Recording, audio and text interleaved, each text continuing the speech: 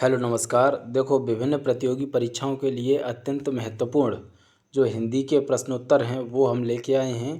ये सवाल आपके प्रत्येक एग्ज़ाम में पूछे जाते हैं, चाहे भले वो एसएससी जीडी का हो या फिर कोई टीचर का हो, या जो एमपी एसआई या फिर मध्य प्रदेश या उत्तर प्रदेश झारखंड जिसमें भी जो भी भर्ती होती हैं उसमें हिंदी साहित्य के ये सवाल ज़रूर पूछे जाते हैं जो मैं आपके लिए लेकर आया हूँ।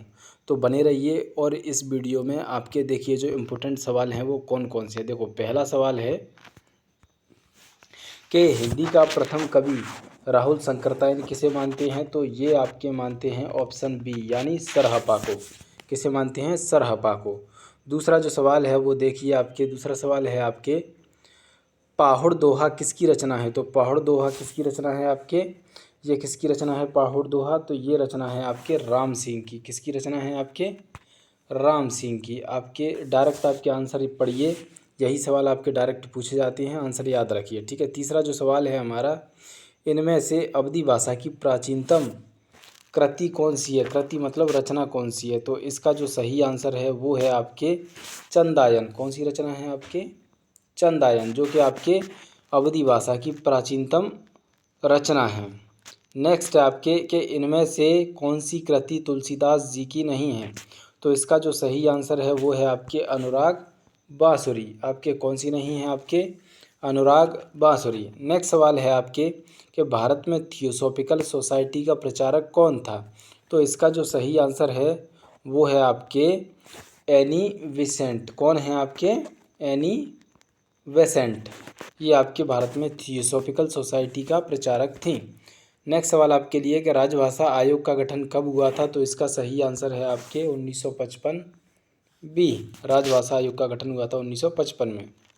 फटाफट आपके देखते रहिए, फटाफट आपका रिवीजन करते रहिए, आपके एग्जाम में ये सवाल पूछे जाएंगे। नेक्स्ट आपके अष्टयाम के रचयिता कौन थे? तो इसका जो सही आंसर है वो है आपके नावाधास। जितने भी इम्पोर्टेंट सवाल थे मैं लेके आया हूँ, आप इन्हीं सवालों को रिवीजन करिए, यही आएंगे। नेक्स्ट है आपके पाली भाषा यानी पाली किस धर्म की भाषा है? तो ये है आपके किस धर्म की? बौद्ध धर्म की भाषा है पाली भाषा। नेक्स्ट है आपके इनमें से कौन सी कृति राम भक्ति शाखा से संबंधित नहीं है? तो इसका सही आंसर है आपके चित्रावली। चित्रावली आपके राम भक्ति शाखा से संबंधित नहीं है। नेक्स्ट सवाल है आपके वैदिक कालीन शिक्षा का प्रमुख केंद्र कौन सा था? तो इसका जो सही आंसर है वो है आपके तक्षशिला, जो कि पाकिस्तान में है। भारत की सबसे पुरानी यूनिवर्सिटी थी ये तक्षशिला, अभी पाकिस्तान में है वर्तमान में। नेक्स्ट सवाल है आपके वैदिक काल में विद्यापीठ में शिक्षा दी जाती थी? तो आपके किसकी शिक्षा दी जाती थी? धर्मशास्त्र और दर्शन की दी जाती थी, व्याकरण एवं तर्कशास्त्र की दी जाती और पुराणों की भी दी जाती। तो आपके उपरोक्त सभी की दी जाती थी। नेक्स्ट सवाल है आपके बौद्ध काल में उच्च शिक्षा की अवधि क्या थी? यानी जो हायर एजुकेशन थी उसकी अवधि क्या थी? तो इसका जो सही आंसर है वो हम देखते हैं, हायर एजुकेशन की क्या अवधि थी?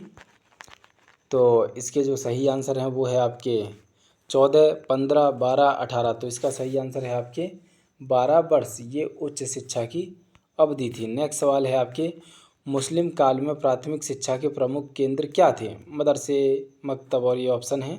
इसका जो सही आंसर है आपके मकतब। क्या आंसर है आपके? मकतब। यानी मुस्लिम काल में प्राथमिक शिक्षा के प्रमुख केंद्र कौन से थे? वो थे आपके मकतब। नेक्स्ट सवाल है आपके फोर्ट विलियम कॉलेज की स्थापना किसने की?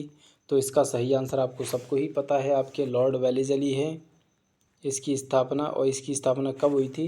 तो 1800 में हुई थी, आपके कोलकाता में हुई थी, आपके 10 जुलाई 1800 में हुई थी, आपके कोलकाता में हुई थी। नेक्स्ट सवाल है आपके समाचार दर्पण नामक बांग्ला भाषा का प्रथम समाचार पत्र कब प्रकाशित हुआ था? तो ये हुआ था 1818 में।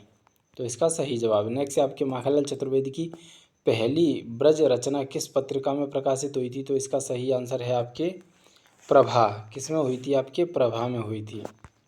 नेक्स्ट देखिए आपके अंग्रेजी में प्रयोगवाद के जन्मदाता एक प्रसिद्ध कवि और आलोचक हैं, तो कौन है वो? तो वो हैं आपके बीटीएस आपके इलियट, यानी ये इलियट हैं आपके अंग्रेजी में प्रयोगवाद के जन्मदाता। नेक्स्ट आपके मेरा रूप तुम्हारा दर्पण के रचयिता कौन है? तो इसके रचयिता हैं आपके बाल स्वरूप राही, यानी इसके कौन है? आपके बाल स्वरूप राही। नेक्स्ट सवाल है आपके यह कथन किसने कहा कि मैं प्रयोगवाद का अगुआ नहीं पिछलगुआ हूँ, ये कहा था आपके अज्ञेय ने कहा था। किसी को अज्ञेय का पूरा नाम पता हो तो हमें कमेंट में भेजिएगा। नेक्स्ट सवाल है आपके मैथिलीशरण गुप्त की खड़ी बोली की प्रथम रचना हेमंत किस पत्रिका में प्रकाशित हुई थी? तो वो किस पत्रिका में प्रकाशित हुई थी? आपके सरस्वती में प्रकाशित हुई थी। नेक्स्ट सवाल है आपके हिंदी काव्य साहित्य में मासलवाद के प्रवर्तक कौन हैं? तो ऑप्शन ए रामेश्वर शुक्ल अंचल। नेक्स्ट देखते हैं आपके और आपके डॉक्टर हरिवंश राय बच्चन, भगवती चरण शर्मा और जगदीश चंद्र शुक्ल। तो वही हैं आपके कौन? रामेश्वर शुक्ल अंचल। नेक्स्ट सवाल है आपके फारसी तिलस्मे हौसरूबा उपन्यास पद्धति पर रचित किस उपन्यासकार के उपन्यास सर्वाधिक चर्चित हैं? तो इसका जो सही आंसर है वो है आपके देवकीनंदन खत्री। कौन है आपके? देवकीनंदन खत्री। नेक्स्ट सवाल है आपके ईलाचंद्र जोशी रचित जहाज का पंछी किस कोटि का उपन्यास है? तो वो है आपके एक आत्मकथा है। आपके किस तरीके का उपन्यास है? आपके आत्मकथात्मक हैं। मेरी पृथ्वी की परिक्रमा किसका रिपोर्टाज है? तो मेरी पृथ्वी की परिक्रमा है आपके शिव प्रसाद गुप्त का। ये आपके इम्पोर्टेंट सवाल है, ये पूछा जाता है शिव प्रसाद गुप्त के बारे में। नेक्स्ट सवाल है आपके माटी की मूर्तें में संग्रहित हैं क्या? संस्मरण, कविताएं, रेखा चित्र या निबंध? तो माटी की मूर्तों में क्या है आपके? रेखा चित्र। नेक्स्ट सवाल है आपके निम्नलिखित में से कौन सी कहानी पत्रात्मक शैली में लिखी गई है? तो वो कौन सी कहानी है? वो है आपके दो सखियाँ। ये कहानी आपके पत्रात्मक शैली में लिखी गई है। नेक्स्ट है आपके रेडियो एकांकी का दूसरा नाम क्या है? तो इसका जो दूसरा नाम है वो है आपके ध्वनि एकांकी। नेक्स्ट सवाल है आपके लिए आँख की किरकिरी के लेखक कौन हैं? तो इसके लेखक हैं आपके रविंद्रनाथ टैगोर। नेक्स्ट सवाल है आपके प्रथम महिला कथाकार बंग महिला का वास्तविक नाम क्या था? बंग महिला का वास्तविक नाम था आपके राजेंद्र बाला घोष। क्या नाम था आपके? राजेंद्र बाला घोष। नेक्स्ट सवाल है आपके निम्नलिखित में से किस उपन्यास में मछुआ जीवन का विशद चित्रण किया गया है? तो इसका जो सही आंसर है आपके वरुण के बेटे में आपके मछुआ जीवन का विशद चित्रण किया गया है। नेक्स्ट सवाल है आपके किस उपन्यास में ब्रज के नटों का जीवन चित्रित किया गया है? तो हौलदार। इसके और ऑप्शन हैं आपके कब तक पुकारूं, जंगल के फूल और सती मैया का चोरा। तो इसका सही आंसर है आपके कब तक पुकारूं, यानी ऑप्शन बी। नेक्स्ट सवाल है आपके लिए यात्रा साहित्य से संबंधित वह कौन सी पुस्तक है जो अपने ढंग की हिंदी की एकमात्र पुस्तक है? तो वो कौन सी पुस्तक है आपके? गोमक्कड़ शास्त्र। नेक्स्ट है आपके सांध्य काकली किसका कविता संग्रह है? तो वो किसका कविता संग्रह है आपके? सूर्यकांत त्रिपाठी निराला, यानी ऑप्शन बी का।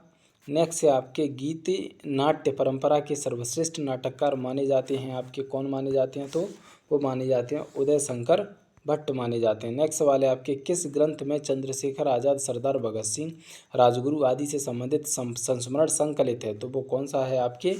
यश की धरोहर।